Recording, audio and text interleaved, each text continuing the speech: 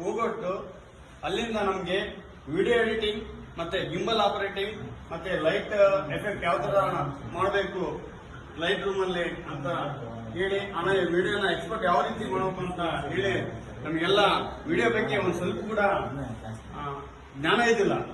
ಕೆಲವೊಬ್ಬರಿಗೆ ಇತ್ತು, ನಮಗಂತೂ ಇದ್ದಿಲ್ಲ. ಯಾಕಂದ್ರೆ ನಾವು ಇನ್ನೂ ಈಗಲೂ ಕೂಡ 7.0 ಇದ್ವಿ. ಈಗ ಅಷ್ಟು ಹಿಂದೆ ಇರೋದು ಬೇಡ, ನೀವು ಪೂರ್ತಿ ಮುಂದೆ ಹೋಗ್ರಿ ಅಂತಂದು ಹೇಳಿ 2024ವರೆಗೂ ನಮ್ಮನ್ನ ಕರ್ಕೊಂಡ್ಬಂದಿದ್ದಾರೆ ಸರ್ ಅವರು.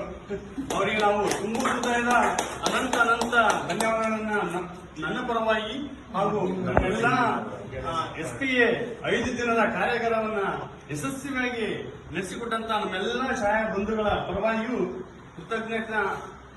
ಕೃತಜ್ಞತೆ ಸಲ್ಲಿಸುತ್ತಾ ಅವರಿಗೆ ನಮ್ಮ ಚಿಕ್ಕ ಸನ್ಮಾನ ಅನ್ನಬಹುದು ಗೌರವ ಸಮರ್ಪಣೆ ಮಾಡ್ತಾ ಇದ್ವಿ.